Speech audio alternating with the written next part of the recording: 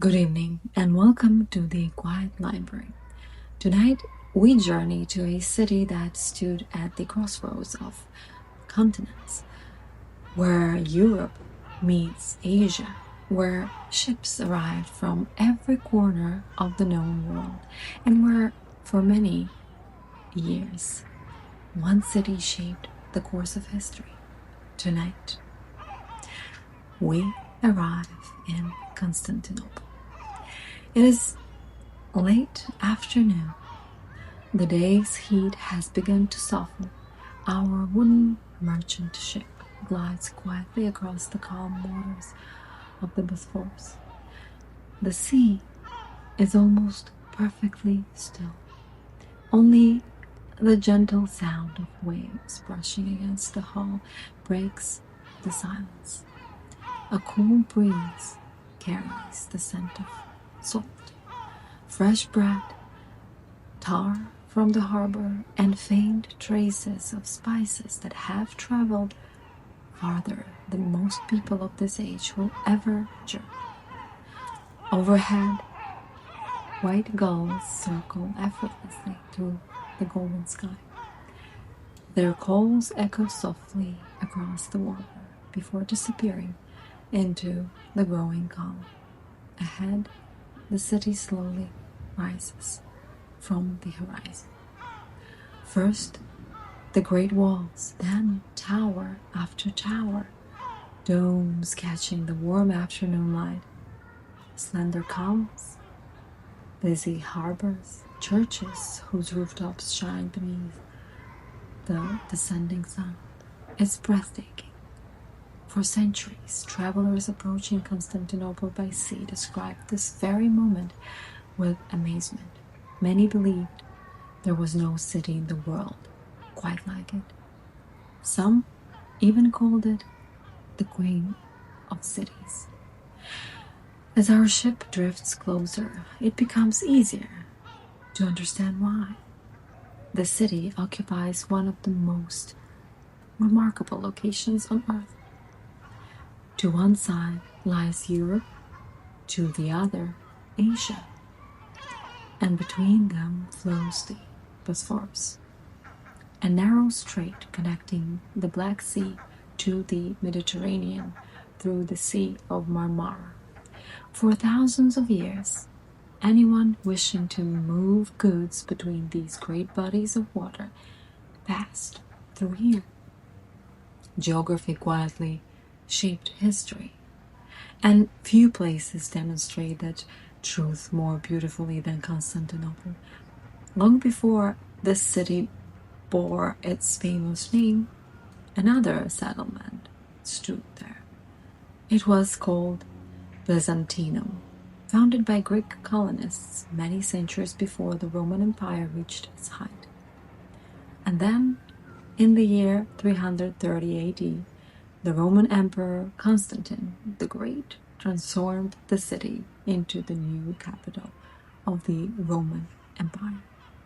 He then renamed it Constantinople, the city of Constantine. While the western half of the Roman Empire eventually declined, the eastern capital endured. Generation after generation, century after century, the empire centered here continued to flourish. Today, historians call it the Byzantine Empire. Its people, however, thought of themselves simply as Romans. History often gives civilizations new names long after they themselves have disappeared. Our capital lowers the sail.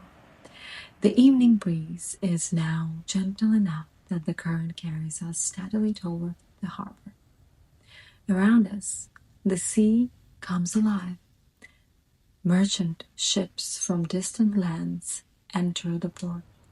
Some carry timber from the forests bordering the Black Sea. Others arrive with grain from Egypt, maybe wine from Greece, silks that began their journey thousands of miles away in China, spices from India, glass from Syria.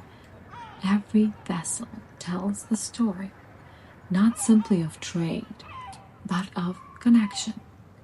A city like Constantinople did not become wealthy because it produced everything. It became wealthy because it welcomed the world. Nearby, a sailor points toward the long, natural harbor known as the Golden Horn. Its calm waters have sheltered ships for centuries. Protected from rough seas, it became one of the finest harbors in the ancient and medieval world. Hundreds of vessels could anchor safely here. Some remained for only a day, others stayed for weeks while merchants negotiated their prices, or repaired their ships, or simply waited for favorable winds. As we enter the harbor, the sounds of the city grow clearer. Church bells ring softly in the distance. A blacksmith hammer strikes metal with slow, measured rhythm. Someone laughs. Children chase one another along the stone quays. Dock workers carefully unload crates filled with goods from lands they may never visit themselves. The city feels wonderfully alive, but not hurried, not chaotic, simply alive. Our guide smiles quietly. There is one sight, he says, that every traveler remembers, and he points toward the highest part of the city. There, rising above everything else, is an enormous dome, so vast it seems almost to float against the evening sky. The last rays of sunlight bathe in warm gold. It appears almost heavenly. Tomorrow we shall walk beneath that remarkable roof, but tonight we simply admire it from afar, for our journey has only just begun. The sun continues its slow descent. Its golden light stretches across the waters of the Golden Horn, turning every gentle wave into shimmering bronze. Our ship has now reached the harbor. With practiced movements, the sailors lower the final ropes. Wood creaks softly. Canvas sails are folded. The journey across the sea has ended. A different journey begins on land. As we step onto the stone, the city welcomes us with quiet confidence. No one rushes. No one seems surprised by the arrival of yet another merchant ship. For centuries, this harbor has welcomed travelers from nearly every direction imaginable. Some have sailed from Venice, others from Alexandria, others from distant ports along the Black Sea.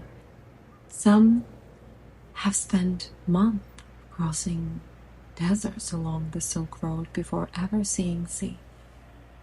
Eventually, many of them arrive here. Constantinople was more than a destination. It was a meeting place. The streets before us are alive with gentle conversation. Greek, Latin, Armenian, Arabic, Persian, and many other languages drift through the evening air. Few cities in the medieval world heard so many different voices each day, yet somehow the city understood them all. The merchant carefully unlocks his warehouse. Inside, shelves overflow with remarkable treasures. Rolls of silk shimmer in the fading light. Their delicate patterns seem almost too beautiful to touch. And nearby, large ceramic jars hold olive oil from Greece. Bundles of cinnamon rest beside black peppercorn from India. Frankincense, myrrh, saffron, and precious dyes, they fill the air with warm, unfamiliar fragrances. Many of these goods have traveled farther than anyone carrying them. Silk may have crossed mountains, even deserts, and countless cities before finally reaching Constantinople. From here, some of it will continue westward to Venice, or Florence, or Paris, or maybe London. Every object carries with it the invisible memory of its journey. Our guide pauses beside a group of merchants quietly studying small golden coins. The coins sparkle gently in the evening sun. These are Byzantine soldi, later known as peasants in much of medieval Europe.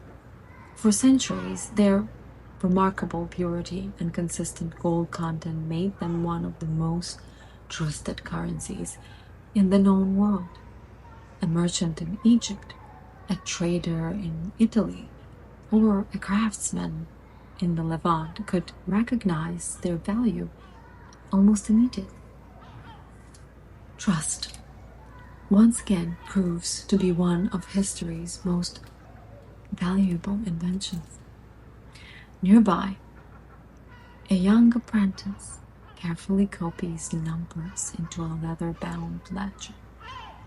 Every shipment is recorded, every purchase noted, every agreement preserved. Long before computers or calculators, trade depended upon careful record-keeping. Behind every magnificent ship stood countless pages of careful mathematics. Our path leads us toward one of Constantinople's busiest marketplaces. Unlike many modern markets, there is surprisingly little shouting. Negotiations happen calmly, patiently. A merchant unfolds a Persian carpet. Another weighs spices using small bronze scales. A jeweler quietly polishes a sapphire.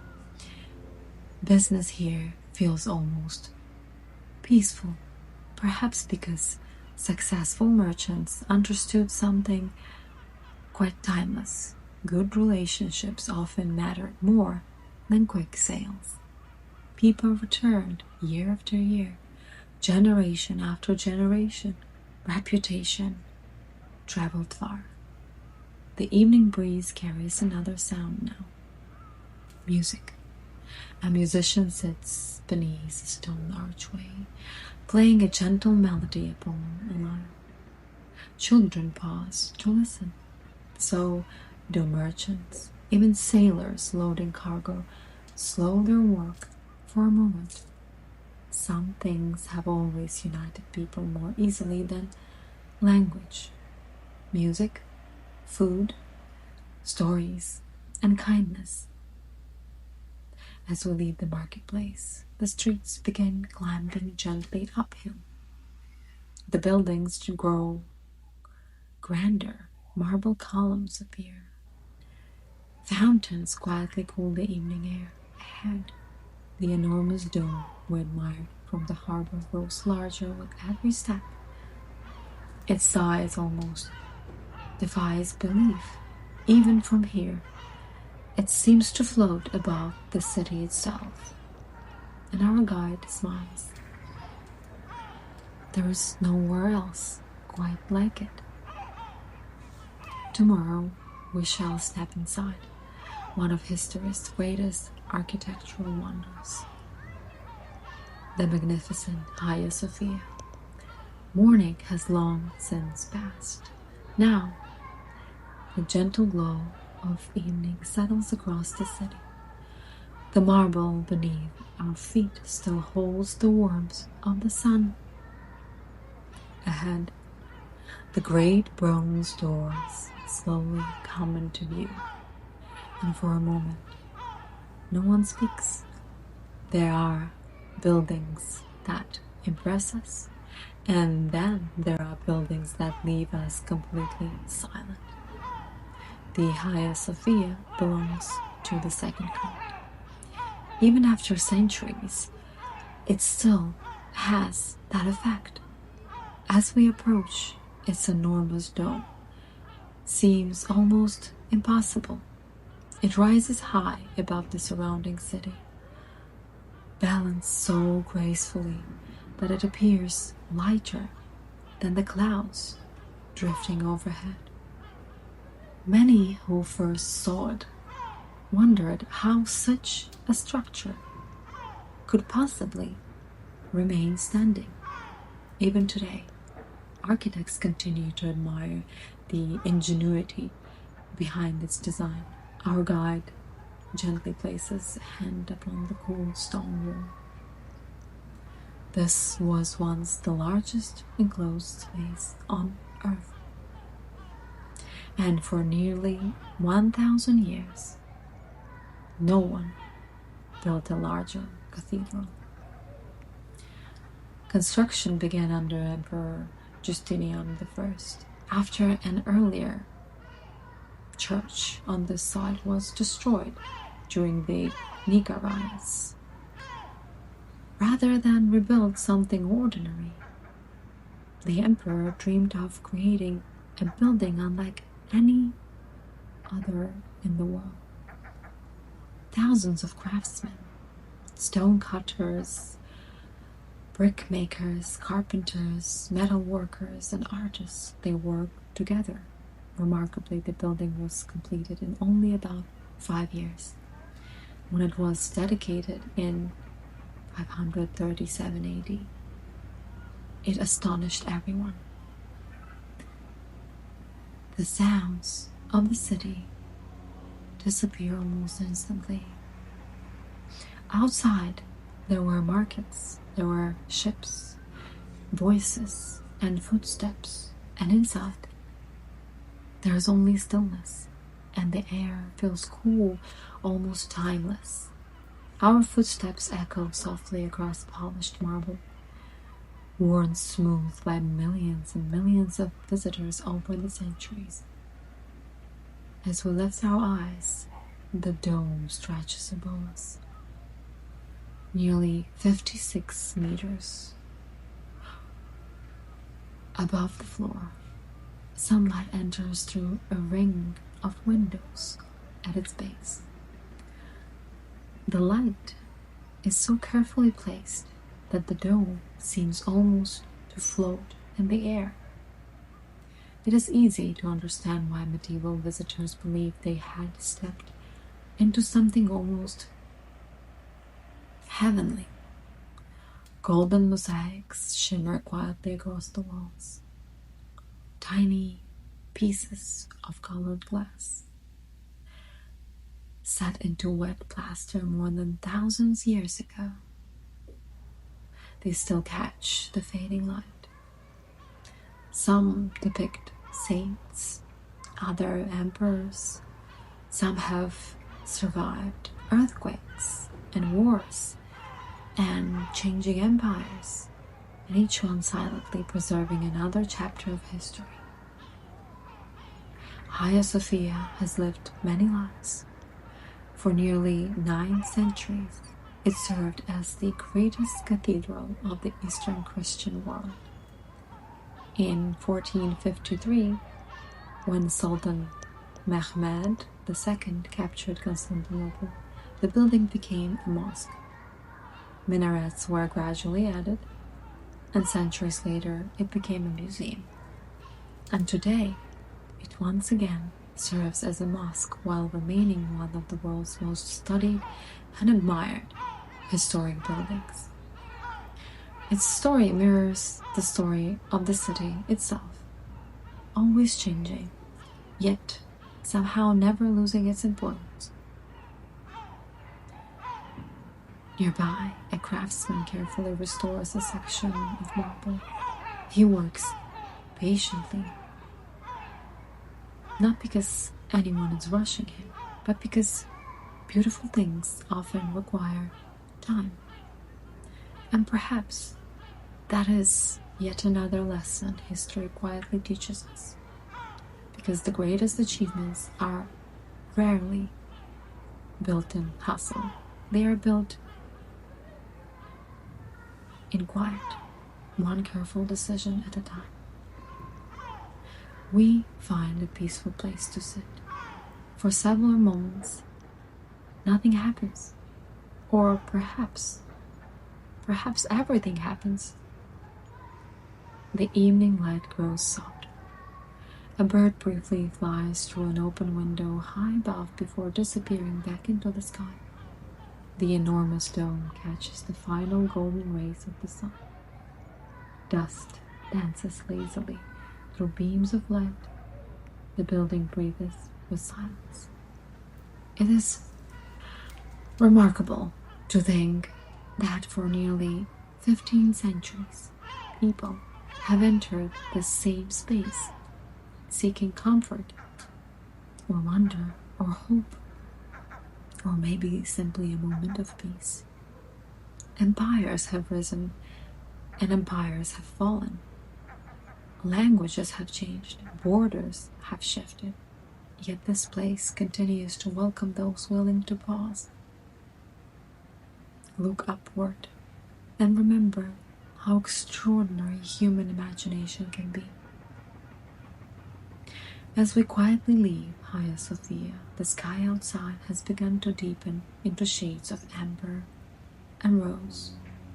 The city is preparing for night, and one final walk still awaits us along the mighty walls that guarded this remarkable crossroads of the world for centuries. As we leave the quiet majesty of Hagia Sophia, the evening air feels cooler now. The golden light has softened into shades of amber. Long shadows stretch across the streets, and the pace of the city becomes slower, more peaceful. Merchants begin closing their wooden shutters. The day's business is finished. The smell of fresh bread drifts from nearby ovens. A baker places one final loaf into the hands of an elderly customer. Children who only moments ago filled the squares with bright laughter are now making their way home. Even the gulls seem quieter, gliding effortlessly above the rooftops before settling for the night. The sun, our guide, gestures toward the western horizon. There's one last place that every visitor should see, and we begin walking. The streets gradually become less crowded. Stone houses give way to open spaces. Gardens appear between the buildings. Olive trees sway gently in the evening breeze. After some time, the walls come into view. They rise from the earth like cliffs of carefully shaped stone. Tower after tower, and gate after gate, stretching farther than the eye can easily follow. These are the Theodosian Walls. Construction began during the reign of Emperor Theodosius II in the early 5th century. For more than 1,000 years, they stood among the greatest defensive structures ever built. Yet, standing here, they do not feel intimidating. Instead, they feel reassuring, solid, patient, as though they have quietly watched generations come and go. These were not simply one wall, but several layers of protection. A wide moat lay before the outer defenses, and behind it stood an outer wall. then an open space, and finally, the massive inner wall. Strengthened by nearly 100 towers, together they formed one of the most sophisticated defensive systems of the medieval world. Many armies arrived here believing the city would quickly fall. Instead,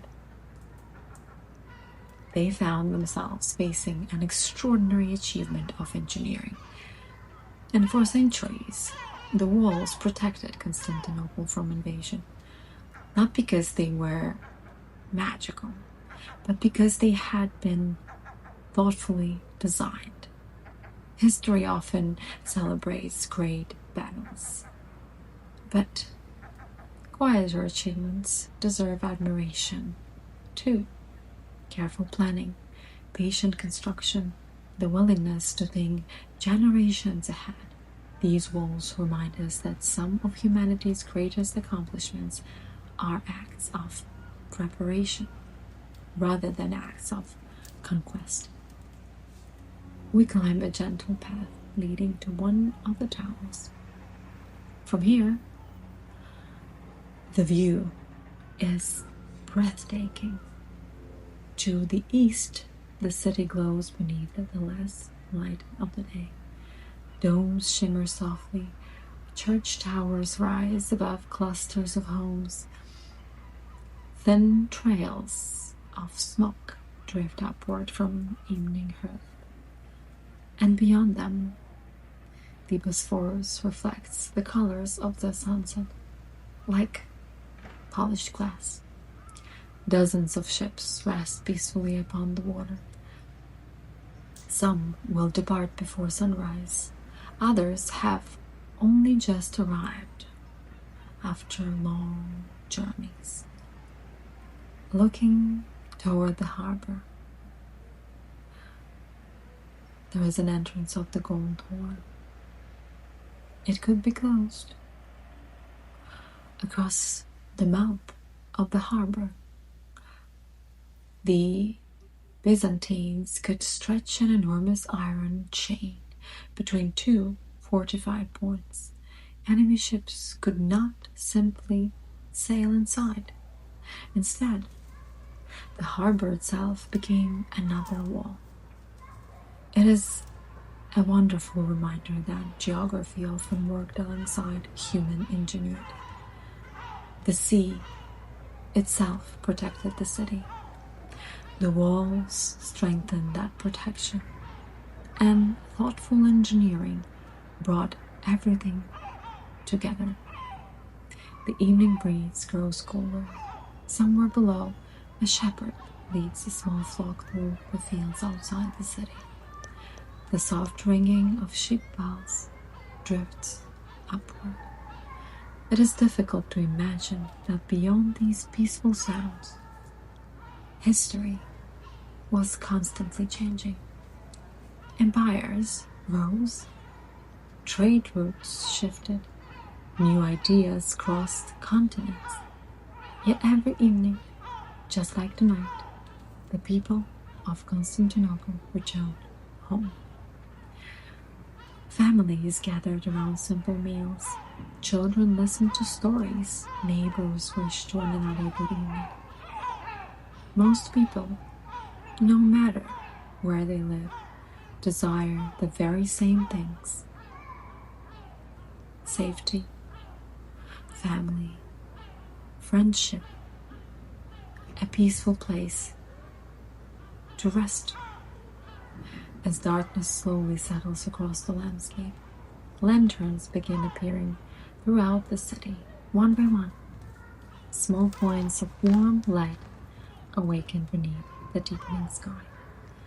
From this distance, Constantinople resembles a sky filled with stars, reflected upon the earth itself. Tomorrow, ships will once again fill the harbor, markets will reopen, the streets will come alive.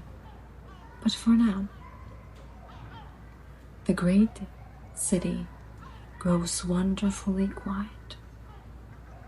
And beneath the first stars of the evening, we begin our final walk towards the waters of the Bosphorus. Night has arrived. Gently,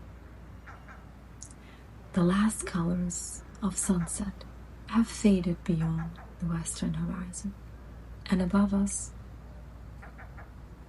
the stars. Their reflections shimmer upon the calm waters of the Bosphorus. The harbor is quiet now. Most of the day's work has ended. The great merchant ships rest peacefully at their moorings.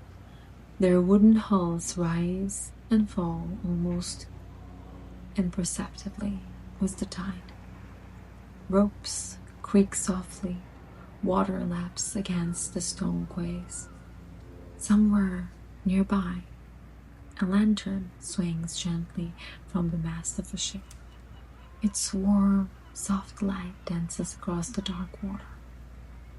We leave the city walls behind us and stroll slowly along the waterfront.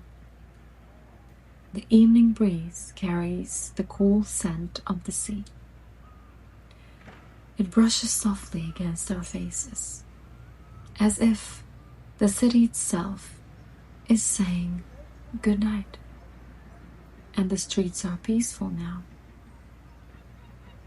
Families have gathered inside their homes. A few windows glow with candlelight. Quiet conversations drift into the night before disappearing once more into the silence. A fisherman patiently repairs his nets beneath a small oil lamp. He works without hurry. Tomorrow, the sea will provide another day, and there is no reason to rush what time has always accomplished. Nearby, an elderly storyteller sits outside a small place. Only a handful of listeners remain. His voice is calm, measured, gentle. He tells stories of distant kingdoms, of travelers crossing deserts, maybe emperors, pilgrims, and sailors, guided only by the stars above. Because long before books became common, history often survived because someone chose to tell a story, and someone else chose to listen. And perhaps that is how wisdom has always traveled, not only through libraries or universities, but quietly from one human being to another. We pause at the edge of the harbor. Before us, Europe lies on one shore and Asia on another, and only a narrow ribbon of water separates two continents. Yet for thousands of years, this very passage connected much more than just land. Ideas crossed here, languages, religions, music, science, mathematics, art, and above all, stories. A manuscript copied in Alexandria could find its way to Constantinople.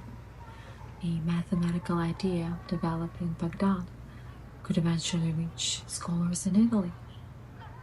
Silk from China might one day be worn by a merchant walking these very streets. History is often described as a series of separate civilizations, but standing here, it becomes clear that civilizations have always been in conversation with one another. The greatest cities were not isolated. They became great because They welcomed the world. They welcomed connection. Cities are remembered for their buildings, but they are shaped by the people who pass through them. It is a simple thought, yet somehow it feels timeless. Far more than 11 centuries, Constantinople remained one of the world's greatest centers of learning, commerce, faith, and, of course, diplomacy. Generations after generations, people arrive here carrying hopes for a better future.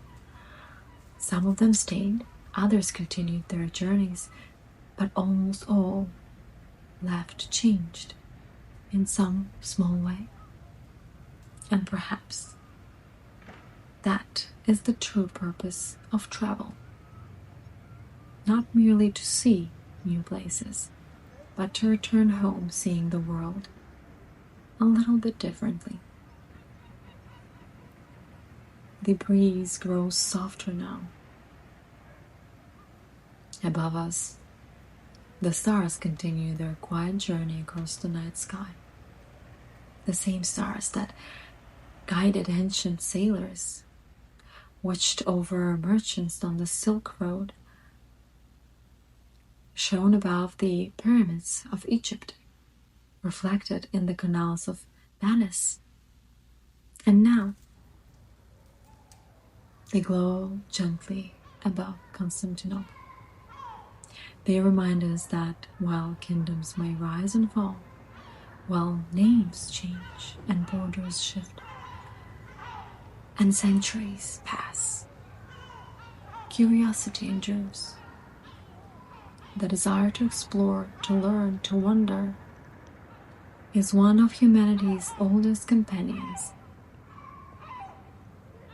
We take one final look across the water. The lights of the city shimmer like scattered constellations. Behind us, the great dome of Hagia Sophia stands quietly beneath the night sky. Beyond it, the streets slowly fall asleep. Our own journey has reached its end. Thank you for joining me on this peaceful evening in one of history's most remarkable cities. The library will be here, and another volume will be waiting for you when you're ready. Until then, may your dreams carry you gently across calm waters toward places where curiosity never sleeps and where history has always another story to tell. Good night.